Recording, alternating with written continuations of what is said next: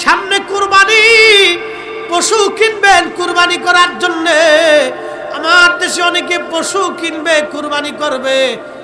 ঢাকা শহরে অনেকে আসে, কুরবানি করার পরে গোশত নিয়ে ফ্রিজে ধুয়ে দেয়।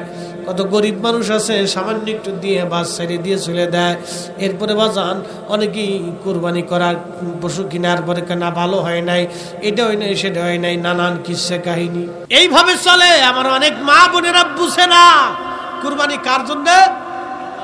জোরে বলতে হবে, কুরবানি কার?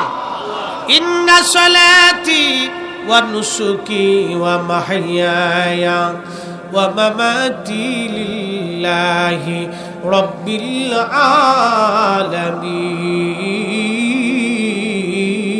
আলামিন। জোরে বলবেন আল্লাহু আকবার। তাফসীরের মধ্যে আসছে ইব্রাহিম ইসমাইল আলাইহিস সালামকে নিয়ে যখন রওনা করলেন, শয়তান আসছে। আম্মা জানা হাজেরাকে চিন্তা করলেন এখানে ধোঁকা দেই, দেখলেন না এখানে কাজ হবে না। যখন ইব্রাহিম আলাইহিস সালামকে নিয়ে রওনা করলেন, ইসমাইলকে নিয়ে ইব্রাহিমের সামনে দাঁড়াইলেন শয়তান। ইব্রাহিম আলাইহিস সালাম তারে পাত্তা দিলেন না। পিছন দিক থেকে শয়তান এবার বলতেছে, ইসমাইল শুনছো, তোমার আব্বা তোমাকে কোথায় নিয়ে যাচ্ছে জানোনি? তোমাকে জবাই দেওয়ার জন্য নিয়ে যাচ্ছে। ওই সময় ইসমাইল আলাইহিস সালাম শয়তানকে খেদানোর জন্য 7টা পাথর মেরেছিলেন। আজও হাজিরা শয়তানরে পাথর মারে, ওই 7টা পাথর মেরে শয়তানকে ধসায় দিলেন, তারাই দিলেন। একবার জোরে বলবেন কি মারহাবা। এখন জোহরের নামাজের সময় যখন আসবে, হাইয়া আলাস সালাহ বলার পরে শয়তান বলবে পরে যা। কি কথা কন না কা? শয়তান তখনও ধোঁকা দিয়েছিল। ইব্রাহিম ইসমাইল আলাইহিস সালাম কি করছিলেন? পাথর মেরে শয়তানকে দূর হয়ে যা। এখন আপনাকে কি করতে হবে? আপনার অন্তরে পাথর মারতে হবে, নফসকে পাথর মারতে হবে। এই নফস যা, আমি হারাম খাবো না, আমি ঘুষ খাবো না, আমি সুদ খাবো না, যা আমি নামাজ ছাড়বো না, যা আমি রোজা ছাড়বো না। শয়তান ধোঁকা দিবে, এই গরু কিনছিলি কিন্তু এর সাথে ভালো দামের এই টাকা দিই, এর সাথে তাজা মোটা একটা পাই, তুই লস করে ফেলেছিস। এই চিন্তা যখন অন্তরে আসবেন তখন বুঝবেন শয়তান আপনার কুরবানি নষ্ট করার জন্য চেষ্টা করতেছে। তখন ওরে পাথর মারবেন, একবারে কইসে পাথর মারবেন, দূর শয়তান, দূর হয়ে যা, দূর হ বেটা, আমি আল্লাহর রাহের জন্য কুরবানি দিছি, যা হয় হবে, এটাই ঠিক। এইভাবে শয়তানকে ধাক্কা দিয়ে লাথি মেরে নফসনিয়তের কুখায়েশ থেকে নিজেকে মুক্ত রাখতে হবে। আজান পড়ে যাবে হাইয়া আলাস সালাহ, আপনাকে দোকান বন্ধ করে দিয়ে নামাজে চলে যেতে হবে। যদি আপনি আপনার শয়তানটাকে, আপনার নফসটাকে কন্ট্রোল করতে পারেন, তাহলে সেই দিন ইসমাইল আলাইহিস সালাম শয়তানকে পাথর মেরেছিল। আজ আপনি শয়তানটাকে নিজের দিলে পাথর মেরে শয়তানকে পরাস্ত করে আল্লাহর কাছে যখন সেজদায় পড়ে যাবেন, তখনই আল্লাহ আপনাকে উত্তম প্রতিদান দিয়ে আপনার জীবনের সমস্ত গুনাহকে আল্লাহ মাফ করে দিন। সুবহানাল্লাহ। এগুলো হলো হাকিকত। ইসমাইল আলাইহিস সালাম এই ঘটনাগুলি, এই ঘটনাটা কেন দিলেন আল্লাহ, এই ঘটনা কেন শুনবেন আপনারা, এগুলো হলো আমাদের জন্য পরীক্ষা, এবং এই পরীক্ষাতে আমাদেরকে পাশ করতে হবে।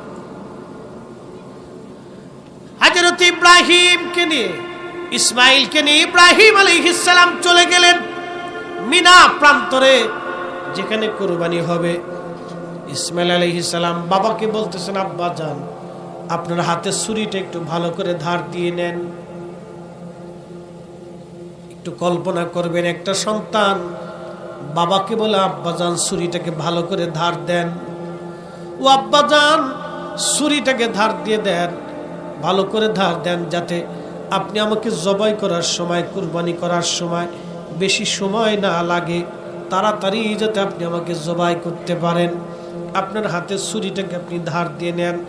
আব্বাজান, আপনি যখন আমাকে কুরবানি করবেন তখন আপনি আমাকে উপর করে শোয়াবেন। এই জন্যই উপর করে শোয়াবেন আব্বাজান। আমার চেহারা দেখলে আপনার মায়া মায়া লাগতে পারে, কারণ আপনি আমার বাবা, আমি আপনার সন্তান। আব্বাজান, মায়া হতে পারে গো আব্বাজান, দয়া করে আপনি আমাকে উপর করে নিবেন, উপর করে আপনি আমাকে জবাই দিবেন, যাতে আমার চেহারা আপনি দেখতে না পান, আমার চেহারা দেখলে যাতে মায়া না লাগে।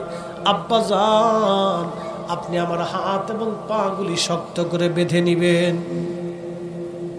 এজন্য শক্ত করে বাঁধবেন, যখন আপনি আমার গলার মধ্যে ছুরি চালাবেন তখন আমি ছটফট করতে পারি, আর আপনার কুরবানি করতে অসুবিধা হতে পারে, আল্লাহর হুকুম পালন করতে অসুবিধা হতে পারে। আব্বাজান, আমার হাত পা গুলি শক্ত করে আপনি বেঁধে নিবেন। বাবার কলিজায় সন্তানের কথাগুলি কত কষ্টদায়ক হতে পারে।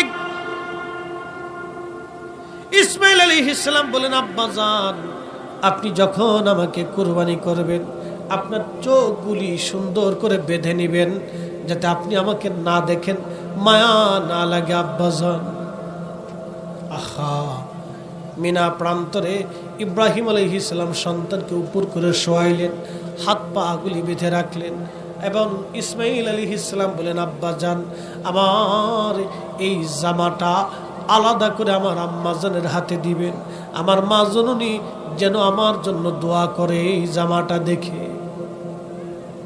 বাজানো, একটা সন্তান বাবাকে এইভাবে বিনয়ে বিনয়ে কথা বলতেছিলেন, বুঝতেই পারতেছেন বাবার কলিজার মধ্যে কেমন ব্যথা ছিল তখন। কিন্তু একটা জায়গায় ইব্রাহিম আলাইহিস সালাম আল্লাহর কাছে দায়বদ্ধ ছিলেন, তিনি খলিল, আল্লাহর বন্ধু, আল্লাহকে খুশি করার জন্য আজকে মিনা প্রান্তরে আসছেন, আল্লাহকে সন্তুষ্ট করার জন্য তিনি আসছেন। আহা, আমার রসুল আল্লাহকে এইভাবে খুশি করেছেন, আমার নবীর আহলে পরিবার আল্লাহকে এইভাবে খুশি করতেন। দশতে কারবালায় ইমাম হুসাইনের দিকে যদি আপনি তাকান, নিজের চোখের সামনে সন্তান কুরবানি হলো, নিজের চোখের সামনে আপনজনের শহীদ হয়ে গেল। সন্তান দুই চোখ দিয়ে ইব্রাহিম আলাইহিস সালাম হযরত ইমাম হুসাইন রাদিয়াল্লাহু আনহু তিনি দেখতে লাগলেন সন্তান কিভাবে কুরবানি হয়, কিভাবে সন্তানরা শহীদ হয়।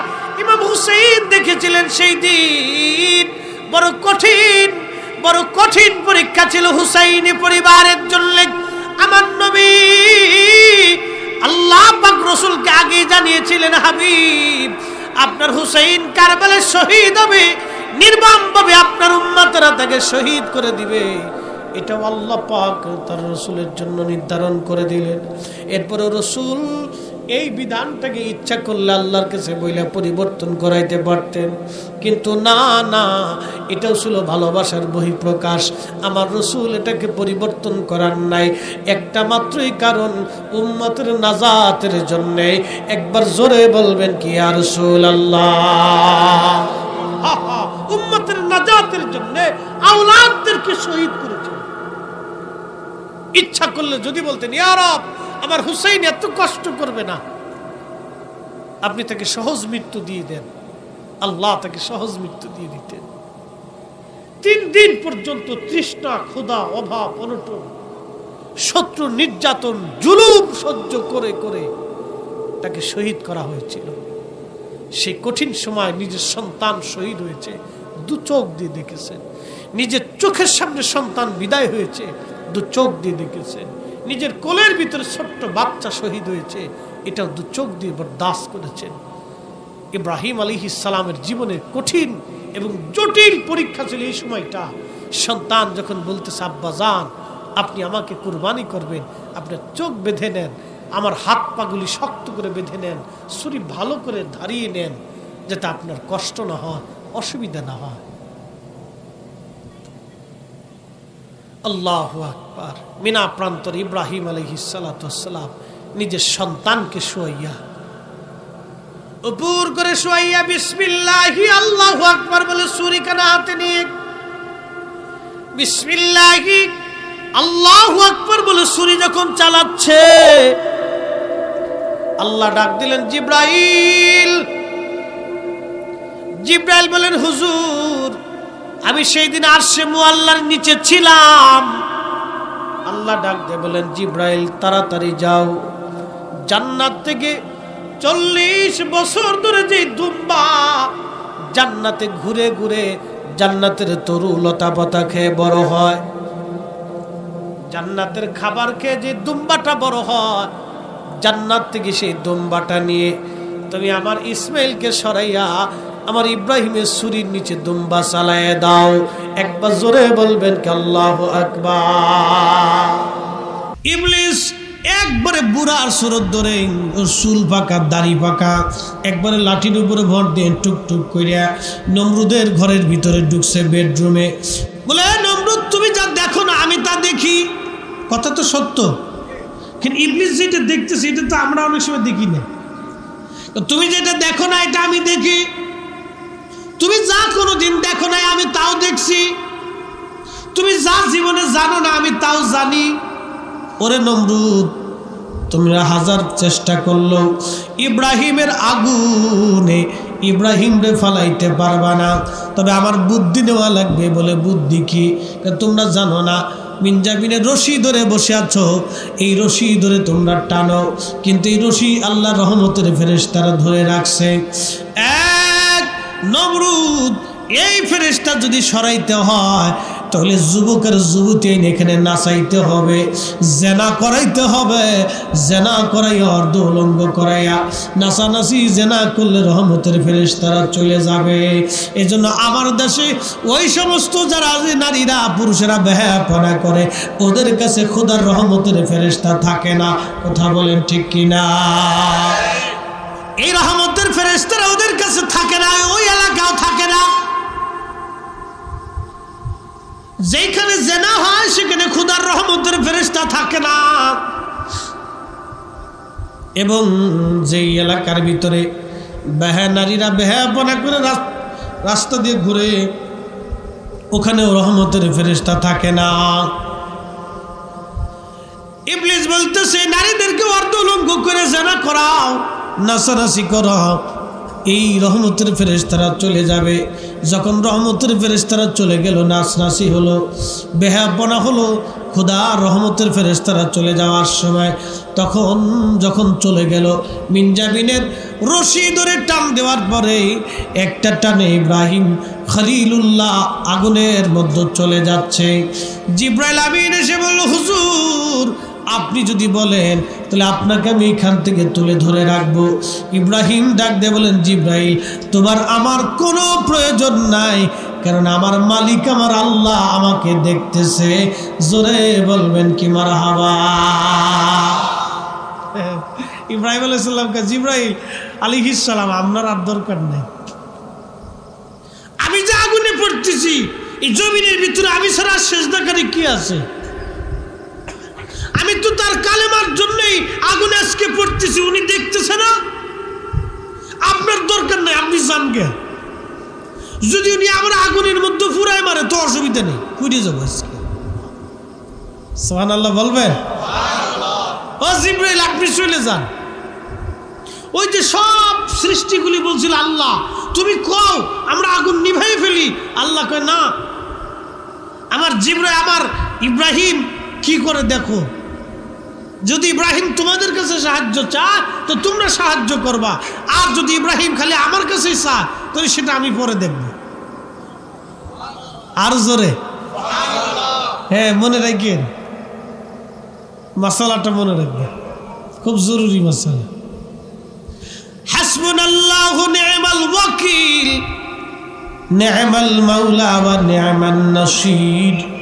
মালিক ডাক দে বলেন, বান্দারে কঠিন বিপদে আপদে মুসিবতে তুমি যদি আমার উপর ভরসা করো আমি আল্লাহ তোমার জন্য যথেষ্ট হয়ে যাব। একবার জোরে বলবেন কি মারহাবা। ইব্রাহিম আলাইহিস সালাম পড়ে যাচ্ছে, জিব্রাইল কে ইব্রাহিম পাঠিয়ে দিয়ে বলেন, ইব্রাহিম আপনার প্রয়োজন নাই, আমার মালিকের জন্যই তো আজ আগুনের মধ্যে পড়তেছি, আমার মালিক আমার আল্লাহ আমার জন্য যথেষ্ট।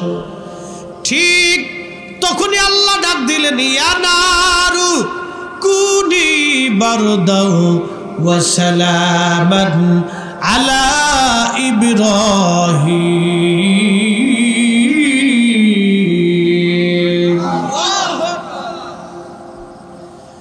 আল্লাহ ডাক দিয়ে বলতেছে, হে আগুন, আগুন আমার ইব্রাহিমের জন্য আয়ার কন্ডিশন হয়ে যাও, সালামুন আলা ইব্রাহিম, সালাম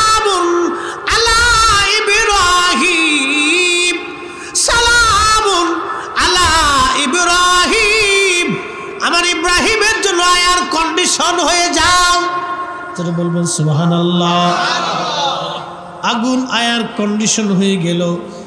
তাফসীর ইবনে কাসির, ইমাম ইবনে কাসির লেখেন, যদি সালামুন শব্দ ব্যবহার না করতেন তাহলে অসুবিধা হতো।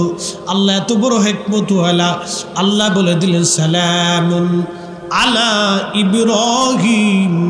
আগুন এমন হয়ে গেল, ইব্রাহিম কোন কোন বর্ণনায় আসছে 40 দিন পর্যন্ত আগুনের মধ্যে বসে রইলেন। আগুন তার একটা পশম পর্যন্ত জ্বালাইল না, আগুন তার পশম পুরাইল না। ইব্রাহিমের শরীরে কোনো অসুবিধা হলো না, বেদনা হলো না, বাতাস দেওয়া লাগলো না। একবার জোরে বলবেন কি সুবহানাল্লাহ। এমন কি তাফসীর আসছে, ওই দিন যেই দিন আল্লাহ সালামুন আলা ইব্রাহিম বলেছিলেন, ওই দিনে সারা পৃথিবীর কোনো আগুন রান্না বান্না হয় নাই, না হয় না, আরো জোরে। সৃষ্টির সব আগুন ওই দিন সালাম হয়ে গেছে, একবার এয়ার কন্ডিশন হয়ে গেছে। রান্না করে কিন্তু রান্না হয় না, ওইভাবে রয়ে গেছে। তাফসীরের মধ্যে আসছে সৃষ্টির সমস্ত আগুনগুলি, সব আগুনগুলি সেই দিন সালাম হয়ে গেল। এয়ার কন্ডিশন আল্লাহ বানাই দিলেন। কোনো আগুন দিয়ে সেদিন রান্না বান্না হয় নাই। পৃথিবীর কোনো মানুষ ওই আগুন দিয়ে কোনোদিন উপকার, ওই দিন উপকার পায় নাই। অর্থাৎ আগুন তার কার্যকারিতা হারিয়ে ফেলল। আর আল্লাহর খলিল ইব্রাহিম 40 দিন পর্যন্ত আগুনের মধ্যে, কোনো বর্ণনায় 7 দিন, যাই হোক মতান্তর থাকতে পারে। 40 দিন পর্যন্ত ইব্রাহিম খলিলুল্লাহ আগুনের মধ্যে পড়ে রইলেন। আহা, আগুন তারে ধরল না, আগুন তারে পোড়াইল না। এমনকি ইব্রাহিমের আগুন ইব্রাহিমের জামা পর্যন্ত পোড়াই নাই, জুব্বা পর্যন্ত পোড়াই নাই, টুপি পর্যন্ত পোড়াই নাই, পশম পর্যন্ত পোড়াই নাই। জোরে বলবেন কি সুবহানাল্লাহ। আচ্ছা, মা তো সন্তানদের বেশি ভালোবাসে, কথা ঠিক কি না? তো এখন ইব্রাহিম আলাইহিস সালামের বাবা আজর, আজর কিন্তু বাবা ছিল না, আজর ছিল চাচা। ইব্রাহিম আলাইহিস সালামের বাবার নাম ছিল তারেহ। ইমাম সুয়ুতি রাহিমাহুল্লাহ এই মাসালার সমাধান দিয়েছেন 550 বছর আগে আল হাবিলিল ফতুয়াতে, আল মুজাল্লাদুস সানিতে, এ তুলুস মাসালিকুল হুনাফা বিওয়ালিদিল মুস্তাফা, এই রিসালার ভিতরে তিনি সমাধান দিয়েছেন। হযরত ইব্রাহিম আলাইহিস সালামের বাবার নাম তারেহ, আজর ছিল চাচা, মূর্তি পূজার লিডার ছিল। ইব্রাহিম আলাইহিস সালাতু ওয়াস সালাম আগুনের মধ্যে, মা সহ্য করতে পারে না সন্তান আগুনের ভিতরে। ইব্রাহিম আলাইহিস সালামের মা আগুনের পাশে দাঁড়ায় ডাক দিছে, ইব্রাহিম আমি তোর মা, সহ্য করতে পারি না রে ইব্রাহিম, তুমি আল্লাহরে কও আমার যাতে আগুনে না ধরে, আমি তোমারে দেখতে আসব, আমার বাচ্চা আমার সন্তান রে তোমার কাছে না আসলে আমার কলিজায় মানে না। ইব্রাহিম আমি তোর কাছে একবার আসতে চাই, তোর এসে আদর করতে চাই। জোরে কন্যা মারহাবা। ইব্রাহিম আলাইহিস সালাম আল্লাহকে ডাক দেখল, আল্লাহ আমার মা আমার কাছে আসতে চায়, তুমি আমার মায়ের জন্য আগুনকে এয়ার কন্ডিশন বানিয়ে দাও। আল্লাহ পাক কবুল করে বলেন, হ্যাঁ ইব্রাহিম তোমার মাকে তোমার কাছে যাইতে বলো।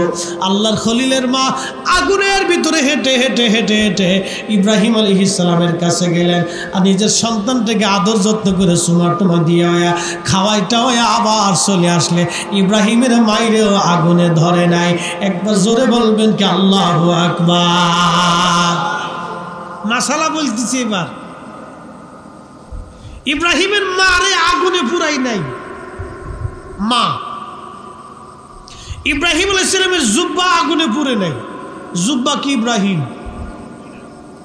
ইব্রাহিমের জুব্বা কি ইব্রাহিম? পাগড়ি ইব্রাহিম? পাজামা কি ইব্রাহিম? না, কিন্তু আগুনে জুব্বাও পুড়ে না। আরো জোরে, আরো জোরে, আরো জোরে। এবাজান আল্লাহর ওলির রুহানি আওলাদেরা শুনিয়া যান, ইশকে রাসূলের এমন এক দৃষ্টি তো আল্লাহর নবী হাদিসে ফরমান শোনো, ওমান আহাব্বানি আহাব্বাহুল্লাহ, মুস্তাদরিক হাকিম আলাস সাহিহাইনের হাদিস। ওমান আহাব্বানি আহাব্বাহুল্লাহ, নবীজি বলে আমাকে যে ভালোবাসি সে আল্লাহকে ভালোবাসি। ওমান আহাব্বাহুল্লাহ আদখালাহুল জান্নাহ, যে আল্লাহকে ভালোবাসে আবার আল্লাহ থেকে জান্নাতি জান্নাতি জান্নাতি জান্নাতি বানায় দেয়। তার মানে নবী ভালোবাসলে আল্লাহ ভালোবাসা হয়। কি কথা বলেন, ঠিক কিনা? নবী ভালোবাসলে আল্লাহ ভালোবাসা হয়। ইব্রাহিমের জামা কিন্তু ইব্রাহিম না, কিন্তু আল্লাহর খলিলের সাথে লেগে থাকার জন্যে জামাও আগুনে পোড়াই না, আগুনেও জামারে খাতিরি করে, আগুনে জুব্বারে খাতিরি করে, আগুনে পাগড়িরে খাতিরি করে, আগুনে লুঙ্গিরে খাতিরি করে। আমরা যারা অলি হতে পারি নাই কিন্তু অলি আল্লাহর জুতা হতে পারছি। আমরা অলি হতে পারি নাই, সঙ্গী হতে পারছি। আমরা ওলি হতে পারি না কিন্তু ওলিকে ভালোবাসতে পারছি। আমরা ওলি না কিন্তু ওলির মুহিব্বিন। ওরা বলে আমরা পীর পূজারি, আমরা পীর পূজারি না, আমরা ভালোবাসি। কথা বলেন ঠিক কিনা? আমরা কি বাসি? ভালোবাসি ভালোবাসি ভালোবাসি ভালোবাসি, আমরা ওলি ভালোবাসি। আর ইব্রাহিমের জামা যদি ইব্রাহিম আলাইহিস সালামের সাথে লাগার জন্য জামা আগুনে যদি জামারও খাতির করে, বাজানো আমরা অলি হতে পারছি। অলি হতে পারি নাই কিন্তু অলির সঙ্গী হতে পেরেছি। এই অলির সঙ্গী হওয়ার কারণে আল্লাহ তার অলিদেরকে খাতির করে। অলিদের উসিলায় আল্লাহ আমাদেরকেও খাতির কইরা। কুত্তা যদি জান্নাতে যাইতে পারে রে, কিতমির কুকুর যদি জান্নাতে যাইতে পারে, নবী ভালোবাসা উস্তনে হান্নানা যদি জান্নাতে যাইতে পারে, নবী ভালোবেসে একটা উট কাসুয়া যদি জান্নাতে যাইতে পারে, অলি ভালোবেসে কিতমির কুকুর যদি জান্নাতে যাইতে পারে, তাহলে আমরা অলি ভালোবেসে আমরা আশা করি আল্লাহর রহমত পাইয়া আমরা ক্ষমা পাইতে পারি। কথা বলেন ঠিক কিনা? সন্দেহ সন্দেহ? ইব্রাহিম আলাইহিস সালাম আগুনের ভিতরে, মাও চলে গেলেন, সন্তানকে দেখলেন, খাওয়া দাওয়া করাইলেন, চলে আসলেন, আদর দিলেন। ইব্রাহিম আলাইহিস সালামকে চুমা টুমা দিলেন। মা তো দেখেন মাও পড়ে না, ইব্রাহিম আলাইহিস সালামও পড়ে না। আল্লাহু আকবার, আল্লাহু আকবার, আরো জোরে বলেন আল্লাহু আকবার। বাজান, তিনি ইব্রাহিম আলাইহিস সালাতু ওয়াস সালাম আল্লাহর খলিল, সবসময় আল্লাহকে খুশি করতেন। আল্লাহকে খুশি করতেন ইব্রাহিম, আল্লাহকে খুশি করতেন।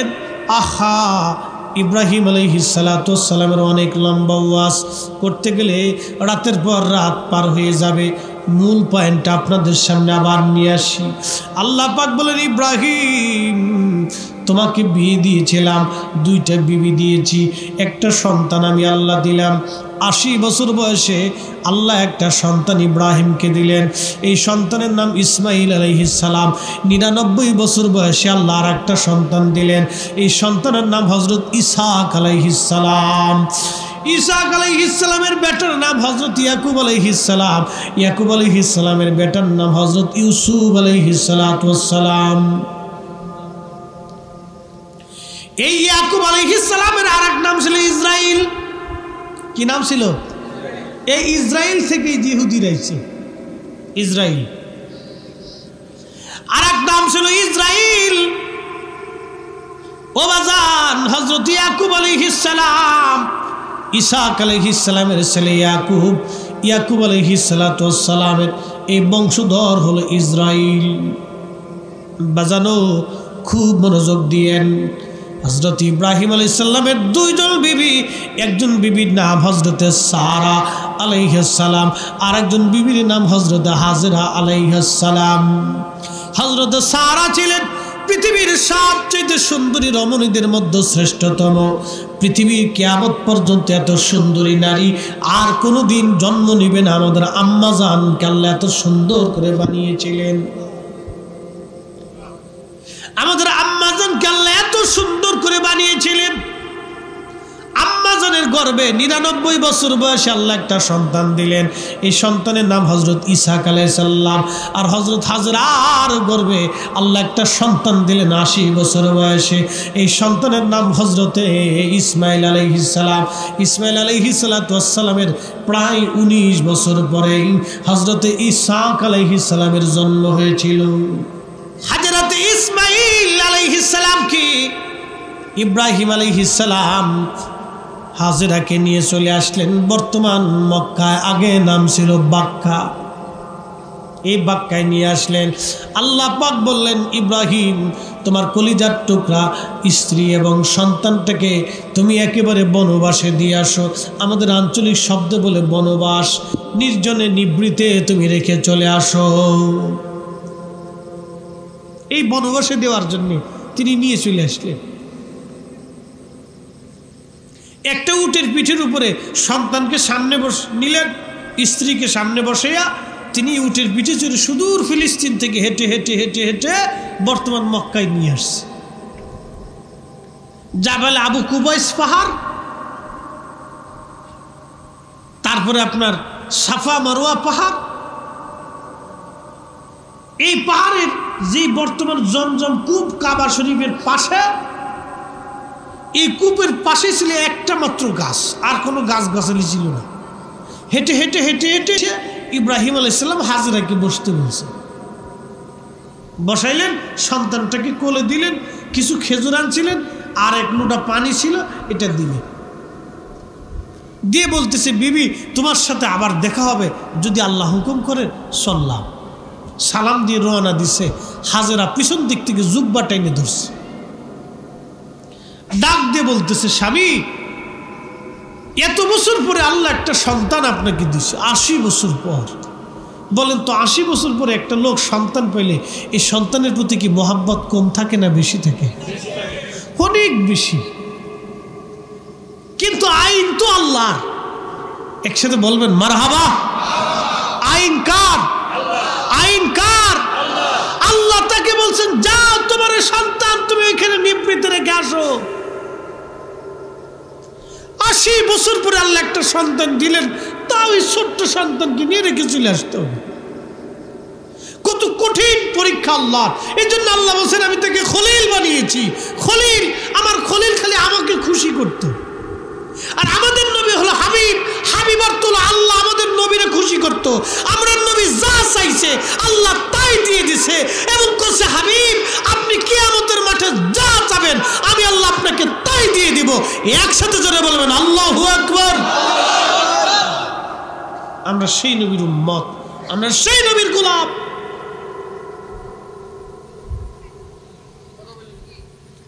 আল্লাহকে যে পাইতে চাই, হযরতকে ভালোবেসে, আরশ কুরসি লৌহ কলম না চাহিতেই পেয়েছে সে। সন্তানকে গাছের নিচে রাখলেন বিবির কোলের মধ্য দিয়ে। বিবি চললাম। হযরতে আম্মা জান হাজেরা আলাইহিস সালাম জুব্বা টেনে ধরলেন। টেনে ধরে বলেন, স্বামী আমার চলে যান, মনে কোনো আফসোস নাই, কিন্তু একটা কথা বলে যান, আপনি কি নিজের ইচ্ছায় রেখে যান না আল্লাহর ইচ্ছায়? আহা, খুব মনোযোগ দিয়েন। আমাদের বিবিও তো এইরকম দরকার। আমাদের বিবি সাহেবা যারা আছে তাদেরকে এরকম বানানোর দরকার। স্বামী চলে যাচ্ছেন, আপনি যান, মনে কোনো আফসোস নাই। 80 বছর পরে আল্লাহ আপনাকে একটা সন্তান দিয়েছে। আমি আপনার বিবি, স্বামী আমার, আপনি আল্লাহর খলিল। এই নির্জনে নিবৃতে একটা গাছের নিচে রেখে যাচ্ছেন, যেখানে কোনো মানব জনবিহীন, পশু পাখি গাছ তরুলতা পাতা, খাবার দাবার কিচ্ছু নাই, পানি নাই, নদী নাই, জল নাই, ঝর্ণা নাই, মরুদ্যান নাই, কিছুই নাই, খালি ধুধু বালু বালু, পাহাড় আর পাহাড়। এইখানে রেখে যাচ্ছেন আপনি স্বামী আমার, বলেন কার হুকুমে রেখে যাচ্ছেন? নিজের ইচ্ছায় না মালিকের ইচ্ছায়? ইব্রাহিম চোখের পানি ছেড়ে দিয়ে বলেন, বিবি রে, আমি আমার ইচ্ছায় তোমাদেরকে এখানে রেখে যাচ্ছি না, আমি আমার ওই মালিকের ইচ্ছায় তোমাদেরকে রেখে গেলাম। আম্মাজান হাজেরা ডাক দেয়া বলেন, আমাদের মা। আম্মাজান বলতেছিলেন, স্বামী আমার, তাহলে যেই মালিক আমাকে নিভৃতে নির্জনে পাহাড়ি উপত্যকায় রেখে যেতে আপনাকে হুকুম দিয়েছেন, অতএব আমার চিন্তা করা লাগবে না, আমার সন্তানের জন্য দানা পানি ওই মালিক আল্লাহ ব্যবস্থা করে দেবে। চিৎকার মেরে বলেন আল্লাহু আকবার। আমার বোনেরা, যদি আম্মাজান হাজেরার চরিত্র তাদের মধ্যে আসতো, আম্মাজানের একটা জবাব, স্বামী আমার আল্লাহর হুকুমে রেখে গেলেন, ফায়সালা আমার আল্লাহ আমাদের জন্য দানা পানির ব্যবস্থা করবে। একবার জোরে বলবেন কি মারহাবা। আমাদের নারীরা যদি এরকম স্বামী বের হওয়ার সময় বলে দিত, স্বামী আমার একটা টাকাও ঘুষ খাবেন না, একটা টাকাও মানুষ ঠকায় ঘরে আনবেন না, কি কথা কন না কে? আমার দেশের নারী সমাজ, আমাদের বোনেরা, আমাদের মায়েরা যদি বলতো, স্বামী বের হওয়ার সময় স্বামীরে খাবার খাওয়াইয়া, স্বামী বের হওয়ার সময় যদি বলতো, স্বামী আমার একটা টাকাও হারাম ঘরের মধ্যে আনবেন না, একটা টাকা ঘুষের টাকা আনবেন না, একটা টাকা মানুষ ঠকায় আনবেন না, স্বামী একটা টাকা যদি হারাম আনেন, তাহলে ওই হারামের দায়ভার কিন্তু আমি নেব না। স্বামী ওই হারামের টাকা যদি আমি জানি, তাহলে আমি সংসার করব না। কি কথা কর না কে? এরা কি কয় জানেননি? খয়জরিনের বাপ 10,000 টাকার কাপড় না দিলে বাবি বাদ যেতাম গা। আম্মা জান হাজেরা আলাইহিস সালাম, কি চমৎকার চরিত্র, মা জননী। ডাক দেয়া বলেন, স্বামী আমার চলে যান, তাহলে বিদায় দিলাম, চিন্তার কোনো কারণ নাই। একটু কল্পনা করবেন কি, জনমানবহীন একটা মরু পাহাড়ি এলাকাতে রেখে যাচ্ছে, একটা গাছের নিচে, ঘর বাড়ি নাই, খাবার নাই, পানি নাই, ঝর্ণা নাই, ব্যক্তি নেই, পাহারাদার নেই, কিচ্ছু। যান আপনি, চলে যান, যে মালিক হুকুম দিয়ে পাঠিয়ে দিয়েছে সে মালিক আমার ফয়সালা করবে। ইব্রাহিম আলাইহিস সালাতু ওয়াস সালাম রেখে রওনা দিলেন। বহু দূরে চলে এসে পিছনের দিক তাকায় দেখলেন আর দেখা যায় না। তখন ইব্রাহিম আলাইহিস সালাম কাবার দিকে ঘুরে গেলেন। দুই হাত তুলে ইব্রাহিম আলাইহিস সালাম দোয়া করে, আল্লাহ, ও আল্লাহ, তোমার হুকুমে আমার বিবি, আমার সন্তানকে নির্জনে নিবৃতে এমন একটা জায়গা রেখে গেলাম তোমার ঘরের পাশে।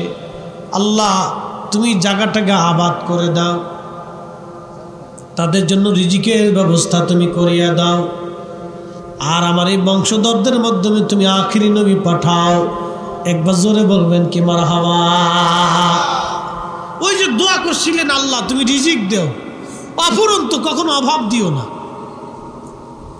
ওই দিনের দোয়া কবুল হইছে। জায়গাটা ছিল একবারে নিভৃতে, গাছ নাই, তরু নাই, লতা নাই, পাতা নাই, ক্ষেত নাই, খামার নাই, কিচ্ছু নাই। আজও পর্যন্ত আপনি মক্কায় চারপাশে ঘুরে দেখবেন কোনো ক্ষেত খামার নাই,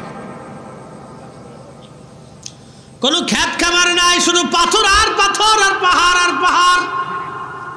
কিন্তু ওই মক্কা নগরীতে খাবারের কোনো অভাব হয় না। ওই যে আল্লাহর খলিলের দোয়া কবুল হয়ে গেল, আজও পর্যন্ত সে দোয়া কখনো বিফল হয় নাই। চলে গেলেন আম্মাজানকে রেখে। হযরত ইব্রাহিম আলাইহিস সালাম চলে যাওয়ার পরে যে খাবার ছিল ওটা শেষ হয়ে গেল, পানি যেটা সেটাও শেষ হয়ে গেল। আম্মাজান চিন্তায় পড়ে গেলেন। হযরত হাজেরা আলাইহিস সালাম লক্ষ্য করলেন শিশু ইসমাইল আলাইহিস সালাম পানির অভাবে ছটফট ছটফট করে কাঁদতেছিল। পেরেশান হয়ে যাওয়ার পরে মা জননী দেখলেন পানি কোথায় পাওয়া যায়। সাফা মারওয়ার দিকে, ইন্নাস সাফা ওয়াল মারওয়াতা মিন শাআইরিল্লাহ, নিশ্চয় সাফা মারওয়া পাহাড় আল্লাহ পাকের একটা নিদর্শন। এই সাফা পর্বত পাহাড়ের দিকে তাকায় দেখলেন সাফার উপরে মনে হয় পানির মতো দেখা যায়। আম্মাজান দৌড়াই গেলেন ওই সাফার উপরে, যায় দেখলেন না পানি তো নাই। মারোয়ার দিকে তাকায় দেখলেন মনে হয় মারোয়ার উপরে পানির মতো দেখা যায়। দৌড়ায় গেলেন মা ওইখানে, দৌড়ায় যে দেখলেন না ওখানেও নাই। ওখান থেকে দেখলেন সাফায়। সন্তান বাঁচাইতে হবে, মা ব্যাকুল হয়ে গেলেন। আম্মাজান হাজরা আলাইহিস সালাম ব্যাকুল হয়ে যাওয়ার পরে উনি একবার সাফা আবার মারওয়া, একবার সাফা আবার মারওয়া, এইভাবে একবার না দুইবার না 7 বার দৌড়াইলেন, যা আজও পর্যন্ত হাজিদের জন্য বাধ্যতামূলক হয়ে গেল। যদিও আজকে হাজিরা পানির জন্য দৌড়ায় না, কিন্তু আম্মাজানের স্মৃতি রক্ষা করার জন্য, আম্মাজানের সেই স্মৃতি বাঁচিয়ে রাখার জন্য আমার আল্লাহ তার নবী সাফা মারওয়া দৌড়ানোটাকে বাধ্যতা করে দিলেন। হাজিরা দৌড়াস করতে যাবে, সাফা মারওয়া আজও দৌড়াইতে থাকবে। তার মানে স্মৃতি রক্ষা করার জন্য আমার আল্লাহ ইন্নাস সাফা ওয়াল মারওয়াতা মিন শাআইরিল্লাহ, এটা আল্লাহ পাকের একটা নিদর্শন বানায় দিলেন। নিদর্শন আল্লাহ কোরআনের উপর আয়াতে বলেন ওয়া মাইয়ুআযিম মিন শাআইরিল্লাহ, তোমরা আমি আল্লাহর শায়ের যেগুলি আছে, নিদর্শন মালা যেগুলি আছে, তোমরা সেইগুলিকে সম্মান করবা, ইজ্জত দিবা, তাজিম করবা, ভালোবাসবা। এই জন্য এই যুগে ওলিরা হলো আমাদের শায়ের, ওলিরা আল্লাহর শায়ের। আল্লাহর ওলিরা যেখানে ঘুমায় সেটাও আল্লাহর শায়ের। আল্লাহর ঘর মসজিদ আল্লাহর শায়ের, আল্লাহর ঘর মসজিদ আল্লাহর শায়ের, আল্লাহর ওলিরা আল্লাহর শায়ের। আল্লাহর ওলিরা যেখানে ঘুমায় সে জায়গাটাও শায়ের। এই জন্য আমরা আল্লাহর ওলিদেরকে সম্মান করি, আল্লাহর ওলিদেরকে ভালোবাসি। কথা বলেন ঠিক কিনা? আল্লাহ বলেন তোমরা আমার শায়েরকে, আমার নিদর্শনাবলীকে তোমরা সম্মান করবা। এই জন্য সাফা মারওয়া আজও পর্যন্ত মুসলমান দৌড়ায়। যদিও আজকে দৌড়ানোর বাহ্যিকভাবে যদি আপনি দেখেন, এখানে দৌড়ানোর কোনো অর্থ হয় না। অর্থাৎ আপনি যে দৌড়াবেন, আম্মাজান তো হাজরা দৌড়াইছিলেন পানির জন্য, আর হাজিরা তোর পানির জন্য দৌড়ায় না। কিন্তু হাজিদেরকে আল্লাহ বাধ্যতামূলক করে দিলেন, এটা আল্লাহ শায়ের, দৌড়াইতেই হবে তোমাকে, তোমাকে দৌড়াইতে হবে। আল্লাহ ওয়াজিব করে দিয়েছে, দৌড়াতে হবে তোমাকে। মুহতারাম উপস্থিতি, দৌড়াদৌড়ি করে দেখলেন কোথাও পানি নাই। এমন সময় আল্লাহ জিব্রাইলকে পাঠিয়ে দিলেন, জিব্রাইল যাও আমার হাজেরা আর ইসমাইলের জন্য পানির ব্যবস্থা করো। জিব্রাইল আমিন আসলেন হযরত ইসমাইল আলাইহিস সালামের পায়ের পাশে, পায়ের নিকটে জিব্রাইল আলাইহিস সালাম তার পা দিয়ে একটা আঘাত করলেন। জিব্রাইলের পায়ের মাধ্যমে যখন আঘাত করলেন, ইসমাইল আলাইহিস সালামের পায়ের পাশে আঘাত করার পরে ওখান থেকে মাটি ফেটে ফেটে পানি আসতে লাগলো। এ পানির নাম জমজম, জমজম পানি, জমজম পানি, জমজম। আম্মাজান দৌড়ায় গেলেন, যাওয়ার পরে দেখে পানি আর পানি। ওই পানি নিজে পান করলেন, সন্তানকে পান করাইলেন, চারপাশে বাঁধ দিলেন। চারপাশে বাঁধ দেওয়ার পরে পানি ওই বাঁধের ভিতরে আটকাই ফেললেন। অ্যাটেনশন, খুব মনোযোগ দেন। এই জমজম পানি, আমার হাতেও একটা পানি আছে, এই পানির নাম হলো মাম পানি। এই মাম পানি আর জমজমের পানি এক পানি? অ্যাটেনশন, এই বোতলের ভিতরে যেই পানিটা রাখা হলো, 50 বছর পরে, 5 বছর পরে, 2 বছর পরে পানির একটা সময়সীমা দেওয়া আছে। এই সময়ের পরে দেখবেন এই পানিটার গন্ধ, স্বাদ, রং পরিবর্তন হতে থাকে, এটা নষ্ট হতে থাকে। ঠিক 5 বছর পরে এই পানিটা একবারে নষ্ট হবে। কিন্তু জমজমের পানি এমন এক পানি, 50,000 বছরও যদি বোতলের মধ্যে রেখে দেন, ও 50,000 বছর আগে যেমন 50,000 বছর পরে এরকমই থাকবে না আরো জোরে? এই পানি রিফাইন করছে বাংলাদেশের একটা কোম্পানি, আর জমজমের পানি যিনি রিফাইন করে পাঠাইছেন তিনি আল্লাহ। একবারে সরাসরি রিফাইন করে জান্নাত থেকে পাঠাই দিচ্ছে, একবারে সরাসরি রিফাইন করা। আল্লাহ তার রসুলকে রিফাইন বানাই দিলেন। কামা আরসালনা ফীকুম রাসূলাম মিনকুম ইয়াতলু আলাইকুম আয়াতিনা ওয়া ইউযাক্কিকুম। একবার জোরে বলবেন কি মারহাবা। অ্যাটেনশন, কোরআনের উপরে কোনো দলিল, জোরে বলেন কোরআনের উপরে কোনো দলিল নাই, হতে পারে। আল্লাহ কোরআনে বলতেছেন কামা আরসালনা ফীকুম রাসূল, আমি তোমাদের মাঝে আমার একজন রসুল পাঠিয়েছি। কাজ কি? আমি আল্লাহর দেওয়া আয়াত সমূহ তোমাদের মাঝে তেলাওয়াত করে শোনাবে। আরো একটা কাজ আছে, ওয়ায়ুযাক্কিকুম, আমার এই নবী তোমাদেরকে পবিত্র বানাবে। একসাথে বলবেন সুবহানাল্লাহ। এখন বলেন, যে নবী উম্মতকে রিফাইন করবে, সে নবীকে রিফাইন করে কে পাঠাইছে? আল্লাহ। কেন পাঠাইছে? উম্মত রিফাইন করার জন্য পাঠিয়েছে। নবী তো পবিত্র, পাক তো পাকি, উম্মতকে পাক বানানোর জন্য আল্লাহ তার রাসূলকে পাঠাইছে। যাও হাবিব, ওয়ায়ুযাক্কিকুম, আমার বান্দাদেরকে আপনি পবিত্র বানাবেন। আপনাকে তো পবিত্র করে রিফাইন করে পাঠাই দিছি, আপনি আমার বান্দাদেরকে পবিত্র বানাবেন। এই জন্য আমরা রসুলের করিমের নামের শেষে একটা শব্দ ব্যবহার করি, রসুলে পাক। রসুলে পাক। আমার দেশে একদল আছে বুকে হাত বেঁধে নামাজ পড়ে, আছে না ভাই? ওরা বলে রসুলে পাক হবে না, রসুলকে পাক বলে শিরিক হয়। হ্যাঁ, নাউজুবিল্লাহ। আসতে কেন জোরে বলেন? ও দিন কি ওদের কাছ থেকে শিখবো না কোরআন থেকে শিখবো? তো কোরআন বলতেছে ওয়ায়ুযাক্কিকুম, রসুল পাক। রসুল কি? পাক। কোরআন বলতেছে রসুল পাক। আমরা সুন্নিরা বলি রসুল পাক, তার মানে আমরা কোরআনের আইনের ভিতরে আসি। আমাদেরকে যারা বলতেছে রসুলকে পাক বলে শিরিক হবে, মূলত ওরাই হলো গুস্তাখে রসুল, বেয়াদব। কথা বলেন ঠিক না বেঠিক? মোহতারাম, দিন বুঝে যাওয়াটা জরুরি। প্রিয় মুসলমান, জমজমের পানি পেয়ে গেলেন হযরত ইব্রাহিম আলাইহিস সালামের বিবি, মা জননী আম্মা জান হাজেরা আলাইহিস সালাম। ওই এলাকা দিয়ে একটা বণিক দল আসতে লাগলো। তাদের পানির বড় অভাব হয়ে পড়ল।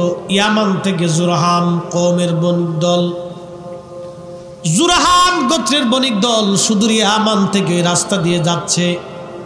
তারা দেখলো আকাশে পাখি উড়তেছে, কারণ যেখানে পানি আছে পাখি সেখানে থাকবে, যেখানে জঙ্গল আছে সেখানে পানিও থাকবে। পাখিরা পানি না থাকলে বাঁচতে পারবে না। আকাশে পাখি উড়তেছে। ওই জুরহাম কওমের লোকজন চিন্তা করলো, হা, এখানেই পানি পাওয়া যাবে। তারা কিছু খোঁজারু লোকজনকে পাঠাই দিয়ে বলল, যাও তোমরা ঘুরে ঘুরে দেখে আসো এখানে পানি আছে কিনা। কয়েকজন লোক এসে দেখলো একজন মহিলা কুয়ার পাশে তার কোলের একটা বাচ্চা নিয়ে বসে আছে। এসে বললেন কওমদেরকে, হো কওমের লোকজন, তোমরা শোনো, ওইখানে একজন মহিলা কুয়ার পাশে একটা পানির ফোয়ারা আছে, কুয়া আছে, এই কুয়ার পাশে একজন মহিলা বসে আছে তার ছোট্ট কোলের বাচ্চাকে কোলে নিয়ে। চলো। কওমের জুরহাম কওমের সমস্ত লোকজন চলে আসলো। আসার পরে দেখতেছে মহিলা বসে আছে। নেতা যিনি ছিলেন সর্দার, তিনি বললেন, হে আল্লাহর বান্দি, হে নারী, আপনি যে কুয়ার মালিক? বলে, হ্যাঁ, এই কুয়ার মালিক আমি। বলতেছে, এই কুয়ার পানি আপনি আমাদেরকে দিবেন? আম্মাজান হাজেরা ডাক দিয়ে বলেন, হ্যাঁ, কুয়ার পানি তোমাদেরকে দিব, কিন্তু বিনিময়ে তোমরা আমাকে কি দিবা বলো? বলতেছে, আপনার খাবার দাবার ভরণ পোষণ বাড়ি গাড়ি যা কিছু লাগে সব আপনাকে আমরা দিয়ে দিব, বিনিময়ে আপনি আমাদেরকে পানি পান করাবেন। একবার জোরে বলবেন কি মারহাবা। মালিক, কথা কর না কেন? মালিক আল্লাহ। খাবার দাবার যা আছে সব দিব, কিন্তু পানি আপনি আমাদেরকে দিন, গহা পানি দিয়ে দিন। দেখেন ফাইসালা হয়ে গেল। খুব আলিশান এলাকা দিয়ে একবারে জনপল্লী হয়ে গেল। ওই কমের লোকজন বলল যে যেহেতু এখানে পানি আছে, তাহলে আর এখান থেকে আমরা যাব না, এখানে আমরা বসবাস শুরু করব। তো এখানে বসবাস করতে করতে মানুষ আস্তে আস্তে আস্তে আস্তে আস্তে আস্তে মক্কা একবারে বহু লোকের আবাস হয়ে গেল। বহুদিন পরে আল্লাহ ইব্রাহিম আলাইহিস সালামকে বলেন, ইব্রাহিম যাও, স্বপ্ন দেখালেন তুমি তোমার প্রিয় বস্তু কুরবানি করো। ওই যে আল্লাহ আবার পরীক্ষা ফেলেছে, যাও আবার আর একটা পরীক্ষা। আল্লাহ আমাদের জন্য 5টা পরীক্ষা দিছে প্রত্যেক দিন। জোহরের রক্ত, আসরের রক্ত, মাগরিবে, এশা, ফজরে, 5টা পরীক্ষা আল্লাহ আমাদেরকে প্রত্যেক দিন দিছে। দেখি আমার বান্দা এই 5টা পরীক্ষায় পাশ করে কিনা। কিন্তু পাশ করে কয়জন বলেন তো? এই আল্লাহর পরীক্ষা বান্দাদের জন্য আল্লাহ পরীক্ষা দিচ্ছে। ইব্রাহিম আলাইহিস সালামরে তো আল্লাহ বড় বড় পরীক্ষা দিয়েছিলেন, আমাদেরকে আল্লাহ ছোট্ট পরীক্ষা দিচ্ছে। জোহরের আজান, হাইয়া আলাস সালাহ, নামাজে আসেন, 10 মিনিট 20 মিনিট সর্বোচ্চ। আপনার জীবনের 24 ঘন্টায় আপনি মাত্র 1.5 ঘন্টা আল্লাহকে দিবেন, 1.5 ঘন্টা সর্বোচ্চ। জোহরে 20 মিনিট, আসরে 10 মিনিট, মাগরিবে 20 মিনিট, এশায় 20 মিনিট, ফজরে 20 মিনিট। বেশি সময় আল্লাহ চাইনি, এই সর্বোচ্চ 1.5 ঘন্টা আপনি আল্লাহকে দিবেন। এই আপনার জীবনে প্রত্যেক দিন 5 ওয়াক্ত আল্লাহ পরীক্ষা দিয়ে দিচ্ছে। ইব্রাহিম আলাইহিস সালামকে আল্লাহ আবার পরীক্ষা দিলেন, যাও তোমার প্রিয় বস্তু কুরবানি করো। একটু চিন্তা করেন তো, ইব্রাহিম আলাইহিস সালাম স্বপ্ন দেখার পরে, স্বপ্ন তো নবীদের জন্য ওহী, স্বপ্ন দেখার পরে চিন্তা করলেন আমার প্রিয় তো ইসমাইল ছাড়া আর কেউ নাই, সব কিছুর প্রিয় আমার ইসমাইল, আমার ইসমাইলকে কুরবানি দিতে হবে। সুদূর ফিলিস্তিন থেকে উটের পিঠে করে আবার রওনা দিছে। রওনা দিয়ে হযরত ইব্রাহিম খলিলুল্লাহ আবার রওনা দিছে। বিরাট বড় পরীক্ষা আল্লাহ ফেলাইলেন। উটের পিঠে রওনা দিয়ে ইব্রাহিম আলাইহিস সালাম রওনা দিলেন। রওনা দিয়ে বর্তমান মক্কায় আসলেন। এই মক্কা নগরে আসার পরে দেখলেন হায় বিরাট বড় জনপল্লী হয়ে গেছে। হযরত হাজরা আলাইহিস সালাম দেখলেন তার স্বামী আল্লাহর খলিল ইব্রাহিম আলাইহিস সালাম আসছে। স্বামীকে দেখে আম্মা জান দৌড়ায় গেলেন। দৌড়ায় যে বলে, স্বামী আমার আপনি আসেন, এই যে আপনার সন্তান ইসমাইল আজকে পরিণত বয়সে বড় হয়ে গেছে, আজকে বালেগ হয়ে গেছে। হাদিসের ভাষ্য অনুযায়ী 10 বছর বয়স হলে সন্তান বালেগ হয়ে যায়। ইব্রাহিম খলিলুল্লাহ ইসমাইলকে কুরবানি করার জন্য আসছে। কত বড় একটা পরীক্ষা দেখেন। আল্লাহ আমাদের পরীক্ষা দিলেন মাত্র 5 ওয়াক্ত নামাজ। সারা বছর পরে একটা রমজান, রমজানে 30টা রোজা অনেকে ঠিক মতো রাখে না, এখানেও সে ফেল করে।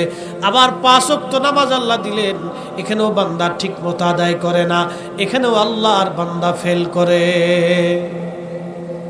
আহা, কয়দিন দুনিয়াতে বাঁচবো আমরা জানি না, কত সময় দুনিয়ার মধ্যে থাকবো সেটাও জানি না। ও হাসিমপুর দরবার শরীফের মুহিব্বিনেরা, হযরত ইব্রাহিম খলিলুল্লাহকে আল্লাহ বিরাট বড় পরীক্ষার মধ্যে ফেলে দিলেন। এই পরীক্ষার মধ্যে ফেলানোর পরে আল্লাহর খলিল তিনি আসার পরে ইসমাইল আলাইহিস সালাতু ওয়াস সালামকে নিয়ে হযরত আম্মা জান হাজরা আলাইহিস সালাম ইব্রাহিম আলাইহিস সালামকে নিয়ে কিছুদিন মক্কায় কাটানোর পরে এরপরে হযরত ইসমাইলকে ইব্রাহিম ডাক দিয়ে বললেন, ইসমাইলকে ডাক দিয়ে বললেন, সন্তান আমি স্বপ্ন দেখলাম তোমাকে জবাই করতেছি, ও সন্তান তোমাকে কুরবানি করতেছি, আমি স্বপ্ন দেখলাম, এটা আল্লাহর নির্দেশ, আমি তোমাকে কুরবানি করব। মাযা তারা, তুমি কি বলো, তুমি বলো। ক্বালা ইয়া আবাতি ফাল, তখন সন্তান ডাক দেয়া বলতেছে, হে আমার আব্বাজান, قال يا أبت افعل ما تؤمر ستجدني إن شاء الله من الصابرين। আপনি যেটা স্বপ্ন দেখছেন আমাকে কুরবানি করবেন, আপনি কুরবানি করে দেন, আমাকে আল্লাহ চাহে তো সবরকারীদের মধ্যে পেয়ে যাবেন। আপনি কোনো চিন্তা করবেন না, আপনার স্বপ্ন আপনি কাজ করে দেন, আপনি আল্লাহর নবী, আল্লাহর পয়গম্বর, আপনি আমাকে কুরবানি করবেন, আমি অবশ্যই তাতে রাজি হয়ে গেলাম। একবার জোরে বলবেন কি সুবহানাল্লাহ। এরকম বেটা কয়জনের আছে? বাবা মা বুড়া হয়ে গেলে সন্তান এখন বৃদ্ধাশ্রমে পাঠায় দেয়। বাবা মা বুড়া হইলে সন্তান বৃদ্ধাশ্রমে চলে যায়। ইব্রাহিম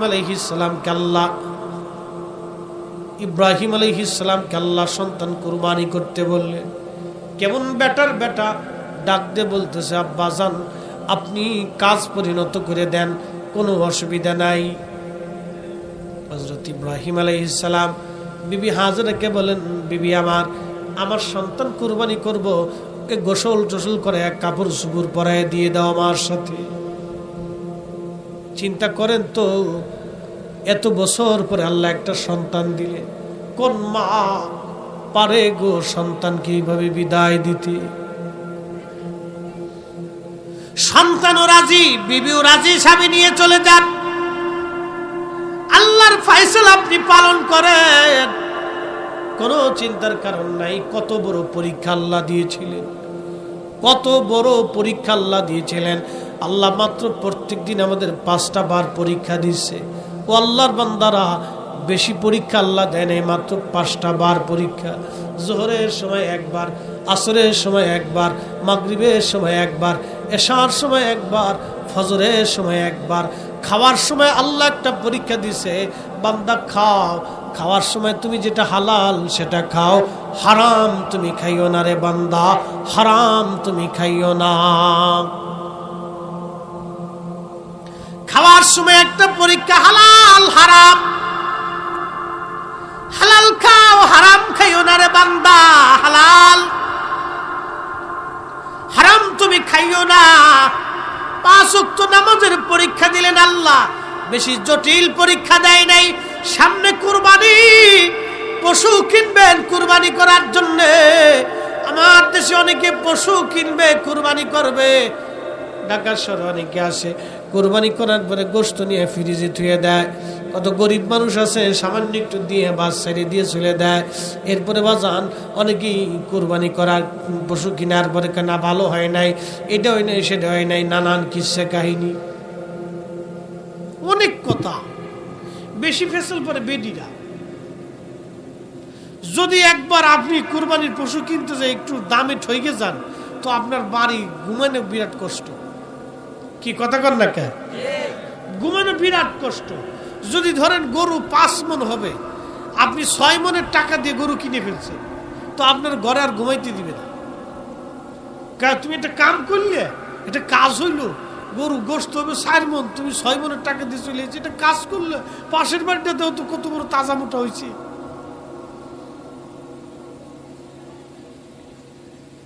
এইভাবে চলে। আমার অনেক মা বোনেরা বুঝে না কুরবানি কার জন্য। জোরে বলতে হবে, কুরবানি কার? ইন্না সালাতি ওয়া নুসুকি ওয়া মাহইয়ায়া ওয়া মামাতি লিল্লাহি রাব্বিল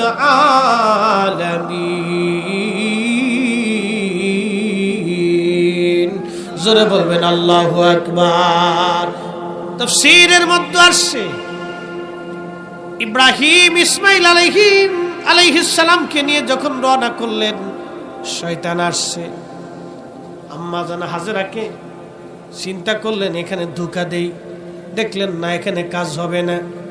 যখন ইব্রাহিম আলাইহিস সালামকে নিয়ে রওনা করলেন, ইসমাইলকে নিয়ে ইব্রাহিমের সামনে দাঁড়াইলেন শয়তান। ইব্রাহিম আলাইহিস সালাম তার পাত্তা দিলেন না। পিছন দিক থেকে শয়তান এবার বলতেছে, ইসমাইল শুনছো, তোমার আব্বা তোমাকে কোথায় নিয়ে যাচ্ছে জানো নি? তোমাকে জবাই দেওয়ার জন্য নিয়ে যাচ্ছে। ওই সময় ইসমাইল আলাইহিস সালাম শয়তানকে খেদানোর জন্য 7টা পাথর মেরেছিলেন। আজও হাজিরা শয়তানরে পাথর মারে। ওই 7টা পাথর মেরে শয়তানকে ধসায় দিলেন, তারাই দিলেন। একবার জোরে বলবেন কি মারহাবা। এখন জোহরের নামাজের সময় যখন আসবে, হাইয়া আলাস সালাহ বলার পরে শয়তান বলবে পরে যা। কি কথা কন না কা? শয়তান তখনও ধোঁকা দিয়েছিল। ইব্রাহিম ইসমাইল আলাইহিস সালাম কি করছিলেন? পাথর মেরে শয়তানকে দূর হয়ে যা। এখন আপনাকে কি করতে হবে? আপনার অন্তরে পাথর মারতে হবে, নফসকে পাথর মারতে হবে। এই নফস যা, আমি হারাম খাবো না, আমি ঘুষ খাবো না, আমি সুদ খাবো না, যা আমি নামাজ ছাড়বো না, যা আমি রোজা ছাড়বো না। শয়তান ধোঁকা দিবে, এই গরু কিনছিলি কিন্তু এর সাথে ভালো দামের এই টাকা দিই, এর সাথে তাজা মোটা একটা পাই, তুই লস করে ফেলেছিস। এই চিন্তা যখন অন্তরে আসবে তখন বুঝবেন শয়তান আপনার কুরবানি নষ্ট করার জন্য চেষ্টা করতেছে। তখন ওরে পাথর মারবেন, একবারে কইসে পাথর মারবেন, দূর শয়তান, দূর হয়ে যা, দূর হ বেটা, আমি আল্লাহর রাহের জন্য কুরবানি দিছি, যা হয় হবে, এটাই ঠিক। এইভাবে শয়তানকে ধাক্কা দিয়ে লাথি মেরে নফসনিয়তের কুখায়েশ থেকে নিজেকে মুক্ত রাখতে হবে। আজান পড়ে যাবে হাইয়া আলাস সালাহ, আপনাকে দোকান বন্ধ করে দিয়ে নামাজে চলে যেতে হবে। যদি আপনি আপনার শয়তানটাকে, আপনার নফসটাকে কন্ট্রোল করতে পারেন, তাহলে সেই দিন ইসমাইল আলাইহিস সালাম শয়তানকে পাথর মেরেছিল। আজ আপনি শয়তানটাকে নিজের দিলে পাথর মেরে শয়তানকে পরাস্ত করে আল্লাহর কাছে যখন সেজদায় পড়ে যাবেন, তখনই আল্লাহ আপনাকে উত্তম প্রতিদান দিয়ে আপনার জীবনের সমস্ত গুনাহকে আল্লাহ মাফ করে দিবেন। সুবহানাল্লাহ। এগুলো হলো হাকিকত। ইসমাইল আলাইহিস সালাম এই ঘটনাগুলি, এই ঘটনাটা কেন দিলেন আল্লাহ, এই ঘটনা কেন শুনবেন আপনারা, এগুলি হলো আমাদের জন্য পরীক্ষা, এবং এই পরীক্ষাতে আমাদেরকে পাশ করতে হবে। হযরত ইব্রাহিমকে নিয়ে, ইসমাইলকে নিয়ে ইব্রাহিম আলাইহিস সালাম চলে গেলেন মিনা প্রান্তরে, যেখানে কুরবানি হবে। ইসমাইল আলাইহিস সালাম বাবাকে বলতেছেন, আব্বা জান, আপনার হাতে ছুরিটা একটু ভালো করে ধার দিয়ে নেন। একটু কল্পনা করবেন, একটা সন্তান বাবাকে বলে, আব্বা জান ছুরিটাকে ভালো করে ধার দেন। ও আব্বা জান, ছুরিটাকে ধার দিয়ে দেন, ভালো করে ধার দেন, যাতে আপনি আমাকে জবাই করার সময়, কুরবানি করার সময় বেশি সময় না লাগে, তাড়াতাড়ি যাতে আপনি আমাকে জবাই করতে পারেন। আপনার হাতে ছুরিটাকে আপনি ধার দিয়ে নেন। আব্বাজান, আপনি যখন আমাকে কুরবানি করবেন তখন আপনি আমাকে উপর করে শোয়াবেন। এই জন্যই উপর করে শোয়াবেন আব্বাজান। আমার চেহারা দেখলে আপনার মায়া মায়া লাগতে পারে, কারণ আপনি আমার বাবা, আমি আপনার সন্তান। আব্বাজান, মায়া হতে পারে গো আব্বাজান, দয়া করে আপনি আমাকে উপর করে নিবেন, উপর করে আপনি আমাকে জবাই দিবেন, যাতে আমার চেহারা আপনি দেখতে না পান, আমার চেহারা দেখলে যাতে মায়া না লাগে। আব্বাজান, আপনি আমার হাত এবং পাগুলি শক্ত করে বেঁধে নিবেন। এজন্য শক্ত করে বাঁধবেন, যখন আপনি আমার গলার মধ্যে ছুরি চালাবেন তখন আমি ছটফট করতে পারি, আর আপনার কুরবানি করতে অসুবিধা হতে পারে, আল্লাহর হুকুম পালন করতে অসুবিধা হতে পারে। আব্বাজান, আমার হাত পাগুলি শক্ত করে আপনি বেঁধে নিবেন। বাবার কলিজায় সন্তানের কথাগুলি কত কষ্টদায়ক হতে পারে। ইসমাইল আলাইহিস সালাম বলেন, আব্বাজান, আপনি যখন আমাকে কুরবানি করবেন আপনার চোখগুলি সুন্দর করে বেঁধে নেবেন, যাতে আপনি আমাকে না দেখেন, মায়া না লাগে। আব্বাজান, আহা, মিনা প্রান্তরে ইব্রাহিম আলাইহিস সালাম সন্তানকে উপর করে শোয়াইলেন, হাত পা গুলি বেঁধে রাখলেন, এবং ইসমাইল আলাইহিস সালাম বলেন, আব্বাজান, আমার এই জামাটা আলাদা করে আমার আম্মাজানের হাতে দিবেন, আমার মা জননী যেন আমার জন্য দোয়া করে এই জামাটা দেখে।